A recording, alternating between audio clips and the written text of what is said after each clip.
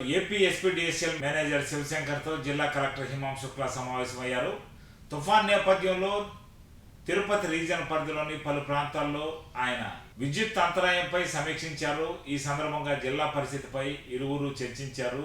అనేక సూచనలు విద్యుత్ అధికారులకు చేశారు. నెల్లూరులోని కమాండ్ కంట్రోల్ రూమ్లో ఈ కార్యక్రమం నిర్వహించారు.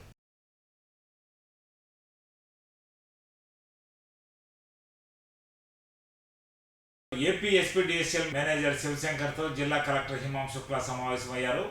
తుఫాన్ నేపథ్యంలో తిరుపతి రీజియన్ పరిధిలోని పలు ప్రాంతాల్లో ఆయన విద్యుత్ అంతరాయంపై సమీక్షించారు. ఈ సందర్భంగా జిల్లా పరిస్థితిపై ఇరువురు చర్చించారు. అనేక సూచనలు విద్యుత్ అధికారులకు చేశారు. నెల్లూరులోని కమాండ్ కంట్రోల్ రూమ్లో ఈ కార్యక్రమం నిర్వహించారు.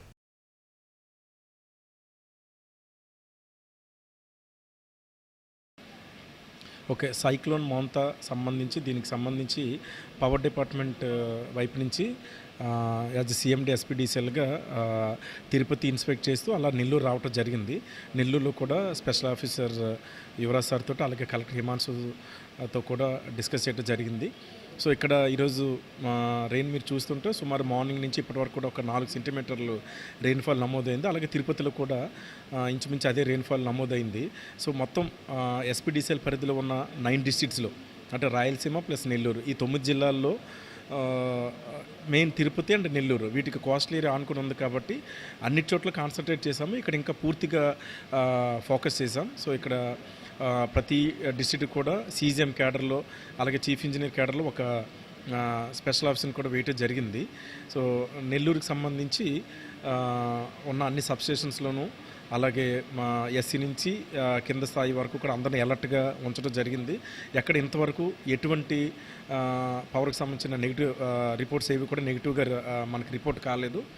బట్ అయినప్పటికీ కూడా మనకి ఇంకా టైము ఈ మధ్యాహ్నం నుంచి రేపటి వరకు వెరీ వెరీ క్రూషియల్ కాబట్టి పవర్ ఒకవేళ ఇన్ కేస్ ఏదైనా డ్యామేజ్ అయితే వాటిని తక్కువ టైంలో మనం రీస్టోర్ చేసే విధంగా కావాల్సిన అన్ని ఎక్విప్మెంట్ పోల్స్ కానీ కండక్టర్స్ కానీ ట్రాన్స్ఫార్మర్స్ కానీ అలాగే లేబర్ వీళ్ళందరినీ కూడా మనము సెక్షన్స్ వైజ్ డంప్ చేయటం జరిగింది.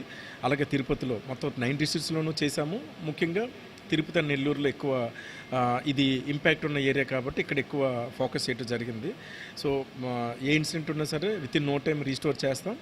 ఎప్పటికప్పుడు డిస్ట్రిక్ట్ అడ్మినిస్ట్రేషన్తో పవర్ డిపార్ట్మెంట్ వాళ్ళు కోఆర్డినేట్ చేసుకుంటున్నారు. కలెక్టర్ గారి ఇన్స్ట్రక్షన్స్ ప్రకారం ఎస్సీస్ కానీ కింద ఏఈ వరకు కూడా అందరూ యాక్ట్ చేస్తున్నారు కాబట్టి పవర్ పరంగా ఏ ఇష్యూ వచ్చినా సరే ఇమ్మీడియట్గా రీస్టోర్ చేయడానికి పూర్తిగా సమాయత్తమై ఉన్నామని చెప్తున్నాం.